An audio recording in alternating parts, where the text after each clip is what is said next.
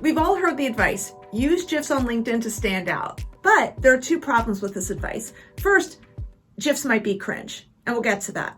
Second, all GIF advice out there is about GIFs in LinkedIn posts, not comments.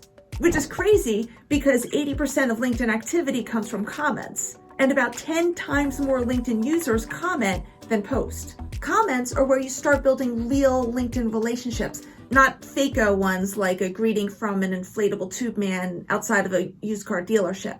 So we gotta get this right. I needed to know for myself and for my clients if using GIFs attracts people the right way or makes them run in the other direction far, far away.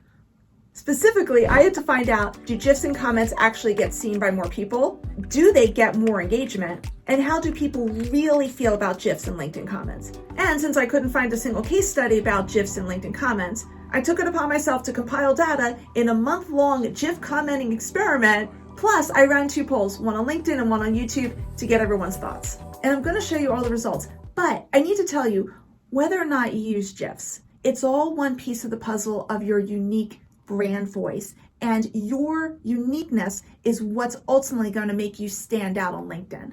So I've created a whole fun video to show you how to systematically build your unique brand voice on LinkedIn, like a literal sandwich, and I'll give you the link at the end.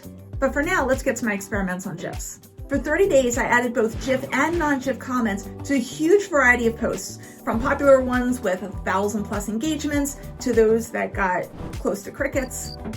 And I logged all the results, including how many impressions each comment got, how many engagements each comment received, and how many engagements the entire post got, just in case my results depended on the post popularity. Because if I'm going to be a nerd about something, it's going to be GIF math.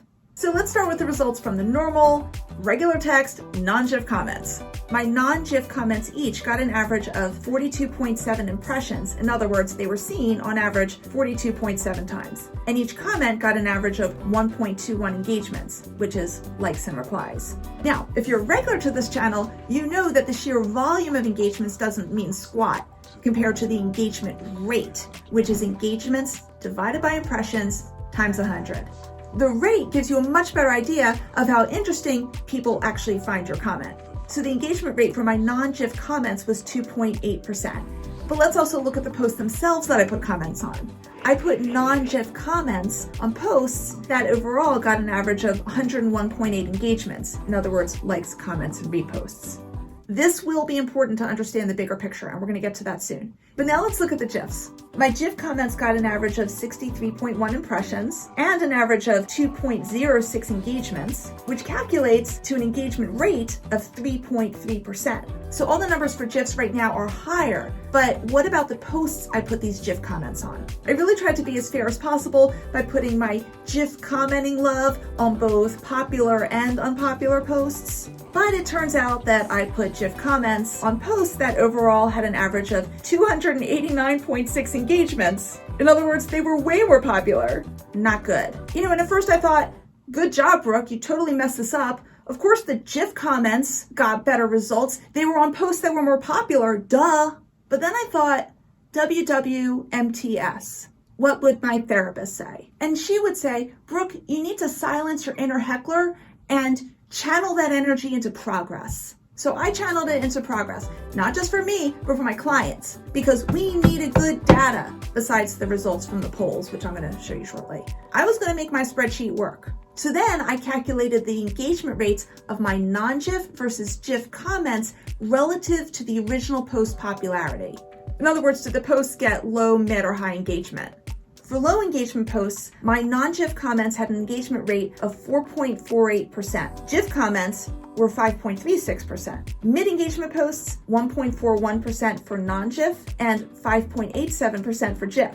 And high engagement posts, 0.98% for non-GIF and 2.53% for GIF. Or if you like bar charts, this shows it really well. So in the experiment part of my research, GIFs won every time. But how do people really feel about GIFs? Maybe they do get people's attention and stop the scroll and provide instant emotional clarity and require little to no reading and stick in our heads. But do they get us the right attention? So let's look at the polls I ran on LinkedIn and YouTube. And then I want to offer some tips on how to safely use GIFs in case you decide to use them, because no one wants to be cringe. Let's start with the YouTube poll. 65% like GIFs in LinkedIn comments, 30% don't, and 5% are other. We'll get to that.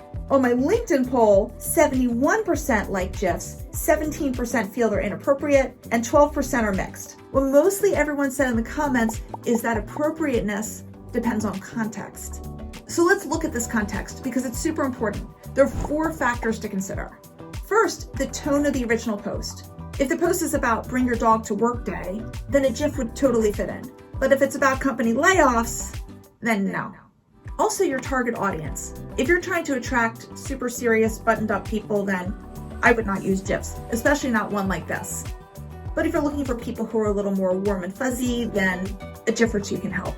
Also, the frequency. It is possible to do too many GIFs.